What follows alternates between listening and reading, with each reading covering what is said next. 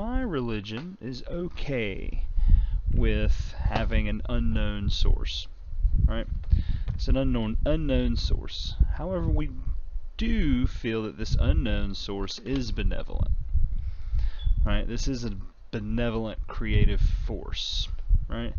As it creates, so but it also is a little more complicated than that when you get to it. So I'll try to explain it the best way that I can. But so this source has created our existence, right? Which in my religion, since we are part of the source, right? Since we're part of the source, that means we are the source, right? It's a mutually beneficial relationship. It's a win-win situation for us and the source. The source gets a constant stream of new data, new experiences to build upon, and we get to enjoy those experiences. Now, you don't really start enjoying the experiences until you connect with the all and understand your role in the all, right? Because if all things are, if all things are connected in some way, shape, form, or fashion, then one could reason that there is a way to, find your connection and then trace your connection back to the source. And if you can do that, you might learn a thing or two along the way. So, ultimately, with my religion, and it's probably not a new concept. Like, throughout my journey, one thing that I've been shown over and over again is that nothing is new, right? Nothing is new. No matter what you think you got's new, it's not new. Someone's thought of it, and someone's already written about it, and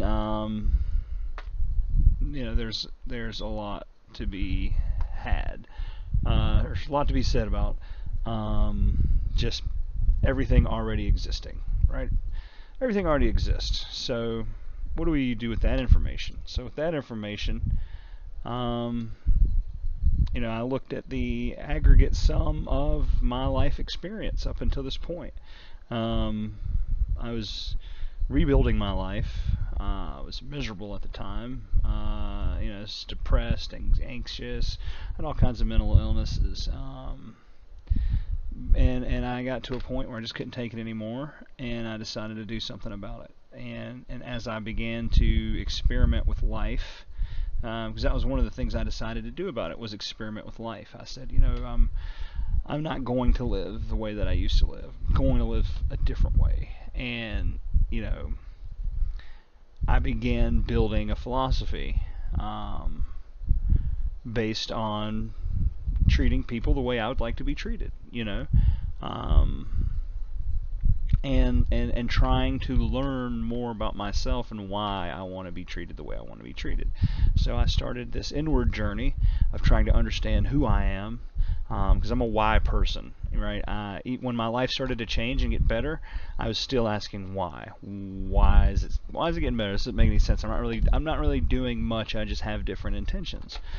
As where before I had no intentions. Now I have intentions, and life is much different with intentions.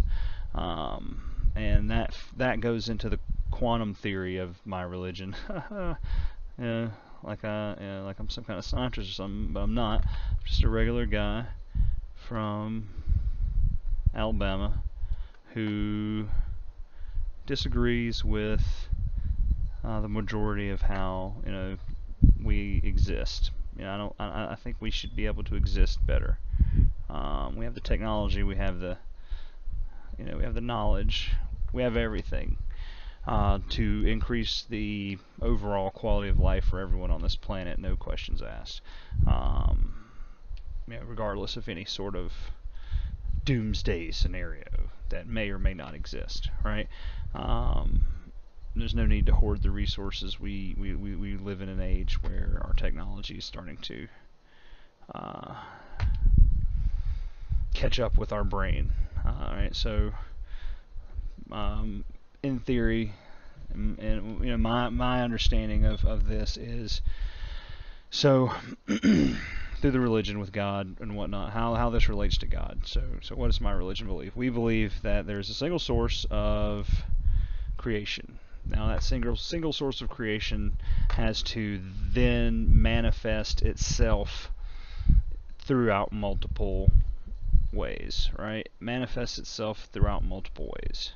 So it's going to manifest itself into multiple layers, and throughout those multiple layers, there could be considered different dimensions. They could be considered, you know, just different. I consider them just various dimensions of our unified field that we live in, right? So there's the feminine aspect of creation, and there's the masculine aspect of creation. Just pouring from my own personal experience and what I needed to learn in this lifetime, right? What I felt that the lessons I felt I needed to learn. That's what I'm basing all this on, right? I'm basing this entire religion on the lessons I felt I needed to learn before my life became horrible. So, you know, the lesson that I thought that I needed to learn was, you know, one in particular was about women, the way that they're treated, the way that that men treat women, the way that women are thought of, the way that men are thought of, just, you know, people in general, but the division thereof, right? Division is a big part of my life, you know, because I'm biracial, and you know, the world that I live in is also very racial. So I've lived with a lot of division. So I understand division fairly intimately. So either way, so my experience, I did not treat women the way I should have treated them. So my religion and part of my repentance of that is, you know, seeing them as true equals, seeing them as, you know, separate but equal beings, you know, that deserve respect and all that, you know, everything that you would give to yourself, right? So it's a feminine worship, you know. Instead of the Father, the Son, and the Holy Ghost, it's the Mother, the Mother, the Lover, and the Sacred Daughter, right? So these are images to remind us of what we should revere, right? It's as simple as that. It's not that, and these are just the embodiment of the images. So you're the mother, you want your mother to be, you know, have all these, you know, pure qualities, but we know how that goes, right? So, you know, but the ideal, right? It's the ideal to strive for, right? And that's it. It's not, and that's all it is. It's just the ideal to strive for. And so when you break that down, the ideal to strive for, you know, is really the opposite qualities of that which I contain. You know, just growing up, you know, I needed way more compassion. I needed way more understanding. I needed way more patience. You know, and women have these things by the gallon.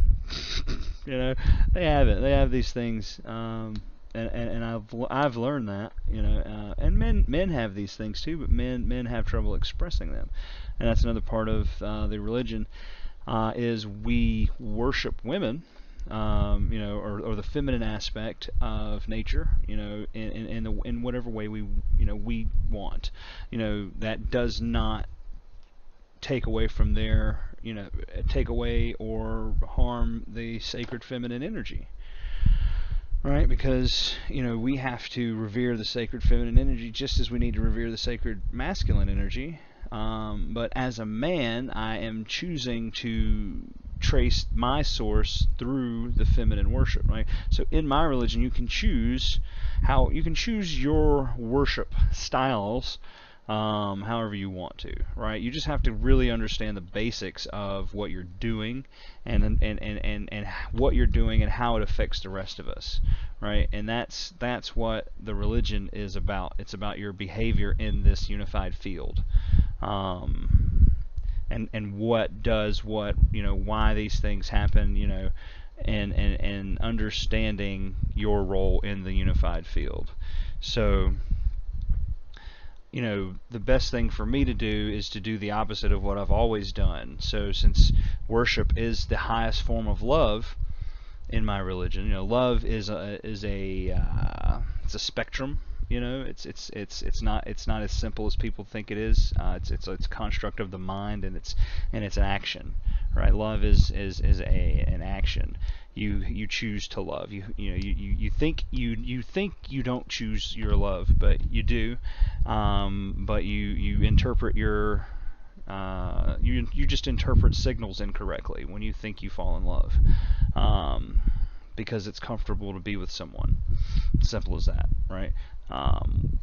We inherently know that we're singular on this planet, and which forces us to crave the attention of others, right? But when you finally get down to the inside of you and realize that's what everybody wants, and you give it away freely, that cancels that need out, right? Because you're proactively giving of yourself, right, to someone who needs that conversation, or someone who needs you to pick them up, right? So that's the simplest way I can really think of it. Is that's your duty. In my religion, that's your duty, is to be the light you want to see in the world, because I wasted so much of my time in my life trying to fill that exact void of love. It wasn't that I needed to be loved. It was that I needed to love something, and I was willing to love anything, right? Because I needed to love something, I was willing to love anything. And I was given situations that I didn't process the best, and it not only affected my life, but the life of children that I brought into the world, and women that I've harmed and hurt their feelings or whatnot. So going with just that full repentance thing, there's something to it, right? So it's not like I look at every other religion as just different degrees of this religion, right? They're just lesser degrees of this religion. Honestly, I think this is probably the ultimate religion. I'm not trying to be funny or facetious or anything, but I think this pretty much wraps. This ties all the loose ends that I had with every other religion. For me, right? Might not do it for you, and that means you need to find your way, right? If this doesn't do it for you, then you need to figure it out, right? Don't reject it and be mad if this doesn't do it for you. Find the one that does it for you, right? Because when you find the one that does it for you, you'll be happier, right? Because you just need to reconcile the unknown and accept it to a certain level, right? Once you accept the unknown to a certain level, you can get on with your life. I was an atheist for a long time, and I had no reconciliation of the unknown, and then I, stewed in depression for years. And then the more I reconcile the unknown in my mind, the less depressed or worried I become, right? Because I'm just a speck of light that's been filtered down to the lowest vibration. I'm lucky to even have this existence, because I'm a speck of light that's been filtered down to the lowest vibration, right? And so ultimately, this religion kind of combines all the religions, including including quantum physics, and a what I think is ultimately how all these religions were explaining the unified field and how it works. And that's what that's the thing, right? I think that all these religions and all these ancient stories and all these ancient myths and everything are not necessarily. Those are just the aggregates of our consciousness at the time, right? We're a constantly evolving creature, right? So you have to understand that since we're connected to the source, we know the source is still continuing to grow, right? Just as we continue to grow, right? So it's like just as it behaves, we behave like it. We're not omnipresent and all that. We don't. We haven't been able to tap into any of those powers, but we may, as our consciousness grows, right? Consciousness is essentially just your awareness of yourself and your surroundings and how you interact. That's really just that's probably the simplest way I can define consciousness. So as your consciousness grows, so does your understanding of really everything in your life.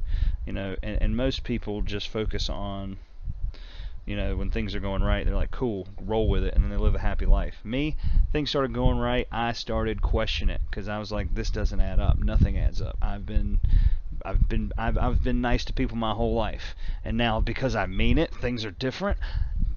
There's something up with that.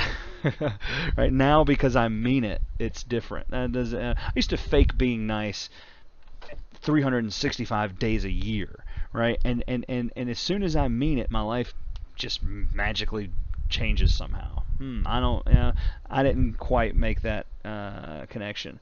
I didn't really understand it. So at the end of the day, I had to investigate. I had to investigate these things. So over the course of time, I'm going to try to explain everything that I understand, right? So that you can feel confident with me as a spiritual leader, and you'll know where I stand on things.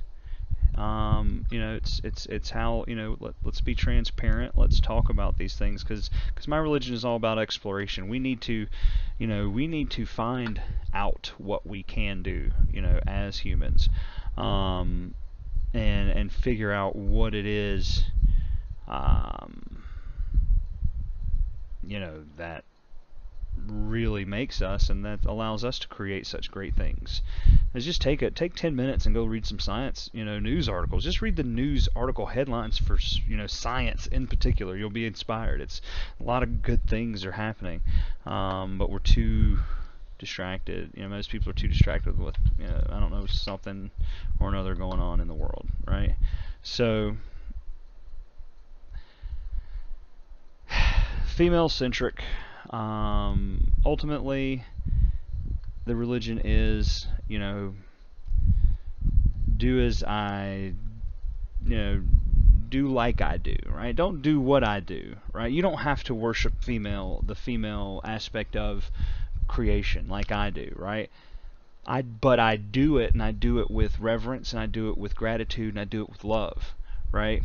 So whatever you do, do it with gratitude, reverence, and love, right? And ask your quantum self to, help you get a better understanding of, love, reverence, and gratitude, right? Because those are the three most misunderstood things in America.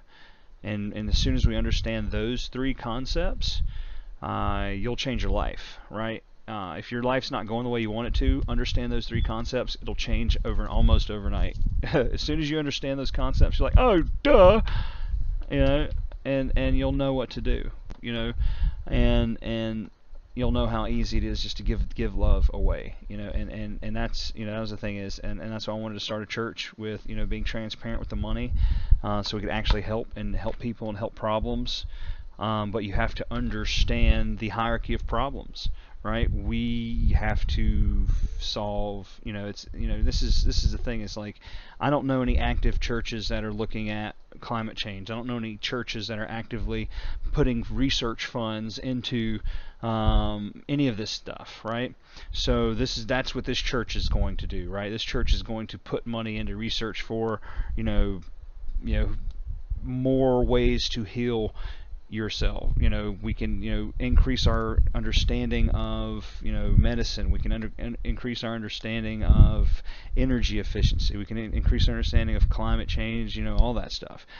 And we can, because churches should be driving this change, right? If churches worship the source like they say they do, they should be driving this change, right? And that, to me, I saw religion as being one of the biggest problems in America, and I thought if we fix that, if we fix religion, everything else will fall into place, right? And then the more I started to understand that, the more I started to understand the purpose of religion, and the more things I was able to connect to other parts of science and other parts of mental health, really gave me a deeper understanding of religion.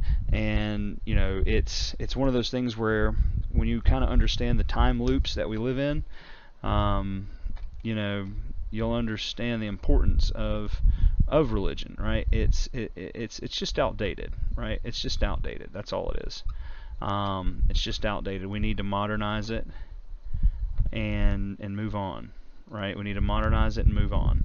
It's outdated. It's not serving the whole, right? Because look at the money that's going through all these mega churches. Probably billions of dollars, and you're telling me we still have all these problems in America, right? Yeah, you can't tell me that fixing Flint's water is not God's work. No, not the God that I believe in. So that must mean, right, my God's bigger than yours. If my God says, hey, Matt, check out these problems in the world, I bet we could figure out a way to solve them. And I thought about it, and I was like, wow, we probably can. And so, and this is just me talking to myself, right? I'm talking to myself, getting these ideas, and it's just, it doesn't look like anyone's truly trying to help. Maybe I'm wrong. Maybe I'm just autistic, which I am probably, or somewhere on the spectrum, and I really do have a problem picking up on people's, ignorance, I guess. I assume people know everything just as I do. That's what we all do, right? We assume people know exactly what we know, right? And that's wrong, which I've tried to change, but at the end of the day, it seems like if you knew what I knew, you would do what I do. And I'm just trying to help people. And if, that's...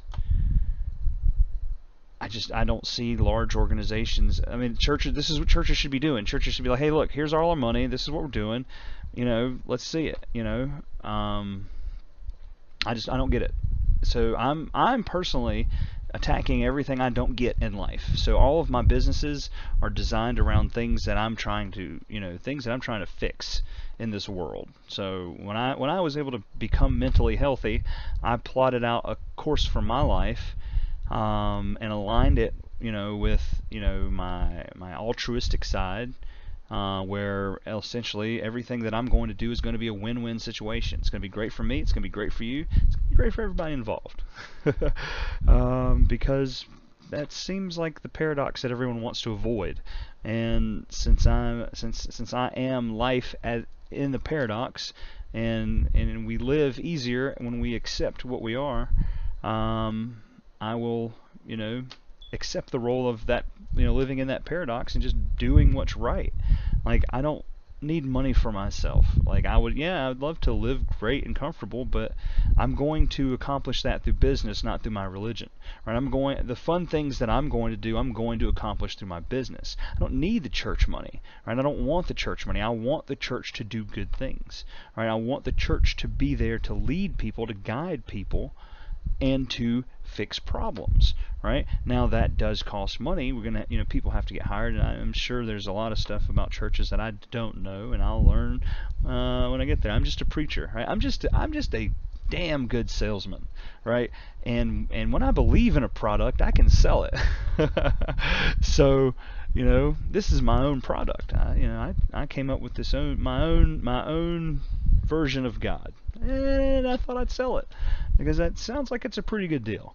I'm convinced it's a pretty good deal. We can fix everything in the world, and and move on from there? Why not? Let's give it a shot. Why aren't we at least trying?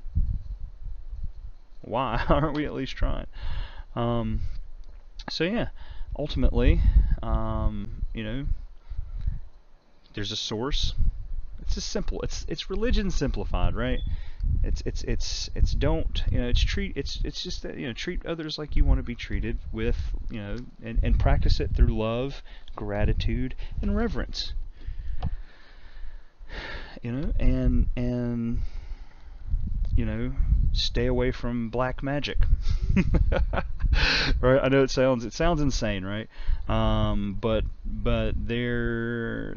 I think there's definitely some truth to magic. The way that the occult practice, because I've studied a lot of occult things, and there's definitely a lot to it. I think it goes into the mental health research that I'm doing, and it's just one of those things where you have to understand the two different types of magic, and magic is just the unknown, right? Things that work that we don't really know why they work, right? So we'll call them magic, right? Because we don't know what's going on. So there's like life, life is magic. That's what life, and then people who do rituals or anything like that, part of black magic, or destruction magic, trying to get instant results, that's just creating more chaos in the universe. That's why you're not supposed to practice those things. That's why the Bible, and I'm an interfaith church. All faiths are welcome, and I teach from all of them. And the Bible said, that's one of the. It says don't mess with magic, right? And so I started researching it and trying to understand why it worked. Why did people think it worked? Because I didn't think there was anything to it. So I think magic has to do with manipulating the quantum realities. And when you manipulate quantum realities, you send chaos into the quantum field, and then that chaos grows a mind of its own and becomes like an imagination field that you can tap into and pull ideas from. Because it's like our brain, I think, is a machine that's just designed to manipulate our world, and we just tap into the ether and translate it, because spirit doesn't speak English or any language, so we've got to, we're creating experiences. It's like, well, look what our source creation, look what our intuitive design, source did for us. Everything's created for it. Everything's, with the food that grows on trees, that's insane. You can literally just eat outside on a tree. It's growing. Go figure. Something that you could use to live, it just grows naturally. Right? Like, everything's here. It's literally a paradise if you have the time to check it out. And I think we can give everyone the time to really check it out if we can start practicing more gratitude, love, and reverence for each other. Period. Right? It doesn't have to be some, creation force in the sky. At the end of the day, that doesn't matter. I choose to worship this aspect of creation because it helps me remember the type of person I want to be. Right? That's the type of person I want to be. I want to be someone who has reverence for women, and because once I started having different relationships, I found whole new aspects of women, and I've learned so much. Right? I've learned so much from women about myself, emotions, everything. Right? And I had it, and I started experiencing the world differently because I started making those deep fundamental changes within myself. And the more deep fundamental changes within myself that I made, the more I was able to see them, be able to take advantage of those changes in the world. And that I'm creating, just like a master religion that you can say, okay, I can dig that, but I think I should worship the source by doing some random weird thing that I might not get, but it works for you, and maybe it works for other people, but as long as you adhere to the simple rules of the garden, which is, you have to tend your plants. Don't let your garden grow wildly, right? And that's what God's beloved garden is about. It's about harvesting the seeds of, of life. It's about getting the people together who are strong enough to start to say, you know what, hey, I'm going to start trying something different because what I'm doing is not working. What I've done for 50 years isn't working. What I've done for a million years isn't working. Whatever I've been doing, it just isn't working. I'm going to try something else, and I'm going to set some simple guidelines to my life, and I'm going to move forward and make different decisions. And then I'm going to see how I feel after I make those decisions, and I'm going to build a philosophy around that. I'm going to live my life by that philosophy, right? If you don't want to take it that far, I'm trying to build this religion into, a place where it's like, you know what, I really like this feminine aspect. This helps me, reminds me to be honest, because, and to really treat people the way you want to be treated. Because you see I see so many women being taken advantage of by men, and I don't want to be in that situation. I don't want to be being taken advantage of by a woman, right? So if I don't want to be taken advantage of, I'm not going to take advantage of someone else, right? That's just how it works. So in my religion, right, it's a truly is a do unto others. It is, like I said, it's borderline, it's everything, right? It's an interfaith church. It's going everything. It pulls from everything, because I think they're all paths to the source, and I think we can continue to make new paths to the source. And we can do it through creation magic instead of dark magic, which, dark magic requires all kinds of weird stuff, and all it's doing is just increasing your confidence. Right? It's just confidence building. Right? You do something weird in front of a couple of people that they only know, and it empowers you. Right? It gives you internal confidence. Ooh, secret revealed. They're all the occult things. They're all just they're all just confidence things, because they're just pulling from the same ether. They're making up things, and they're taking advantage of patterns and symbols, to reinforce their own beliefs into those symbols. Part of my religion is that what I did when I was building this was redefine every symbol, right? And as I began to redefine every symbol in my life started to become a whole lot easier, because I wasn't being bombarded with information that I didn't need or want. Right? I was seeking knowledge, I was seeking truth, and I was researching things and doing this and that, and I didn't, and I was coming to my own conclusions.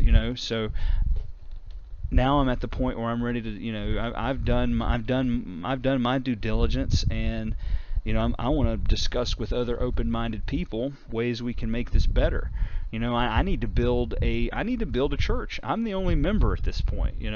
I need other like-minded people who want to, see the world become a better place, have a transparent church that fixes problems. Let's see if we can, heck, if Notre Dame can raise $1 billion, man, shoot. A church that's actually going to help somebody should be able to raise at least that, right? And then we can fix some problems and all that. And oh man, you'll love it. You'll love Earth when you're not stressed out, right? But there's a lot to this religion, and I'll try to break it down as easy as I can. So here's I've just kind of been drawing a couple of things here. So if you look, this is the source of light I was talking about, right? And that's your wavelength filters down to the lowest vibration, and essentially all these are filters for your existence, from which that light gets transformed into you at the end of the day. This unified field, maybe holographic universe. I don't know those details, right? We're still looking at what exactly this is, but my rudimentary understanding is we originate from a source and we exist, right? Those are the two things we know for sure. We exist, and we originate from a source. All this other stuff, speculation. But it's the best speculation that I could find so far.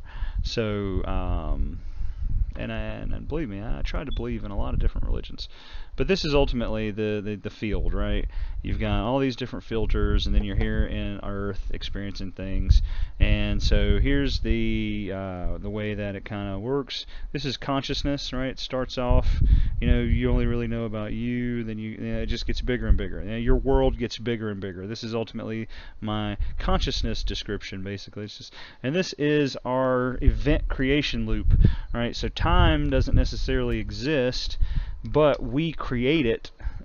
We create time through creating event loops in our life, and every time we make a decision, every time we do every time we make a decision, we create an event loop, right? If you don't ever make a decision, you really never create a good event loop. All you're really doing is you're living in event loops, but you're not creating them. You're a victim of not choosing your own destiny.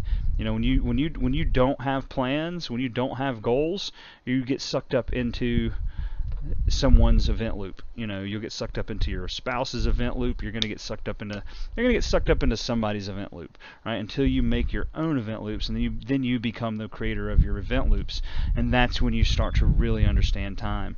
And you feel timeless because you're creating your own event loops, right? And when you're doing that, that's when you no longer fear death, And then people call that the ego death, but I think that's more of just your quantum ego death, right? I believe that there's your physical self, there's you here, physical self, and then in one of these dimensions, let's say in this dimension, there's your quantum self, right, which would be your quantum ego, I think, because the reason I call it the ego is because when you make a decision, it creates a path through dark matter, right? It goes out, and it goes out into all the different possibilities, right?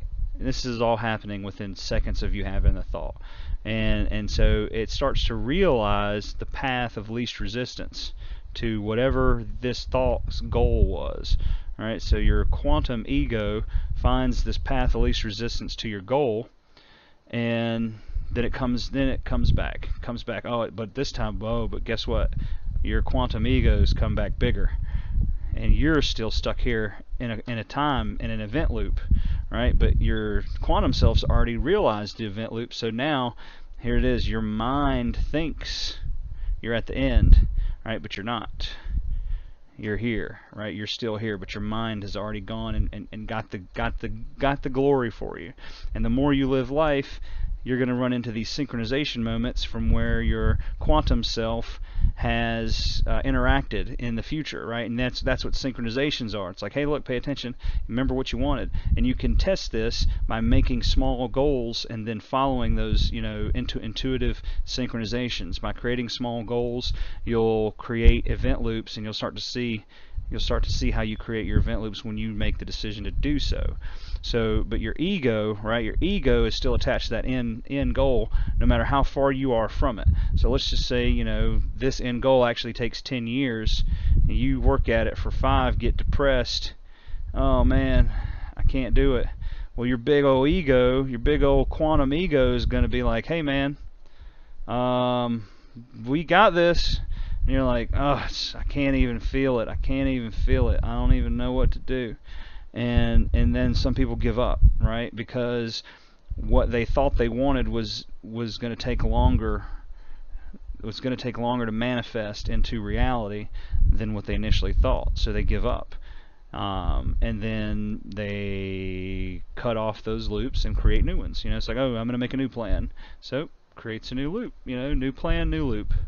New plan, new loop, And when you start adding additional people into your life, right, now your loops get even more complicated, because now all these loops are going to be attached to other people, right? And that's why your exes keep coming back, because you're just revisiting this energy in this event loop, and you need to make a better decision, and your ex won't come back when you make the better decision, right? You break these loops.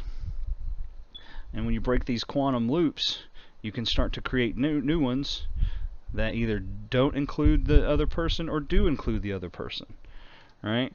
So ultimately,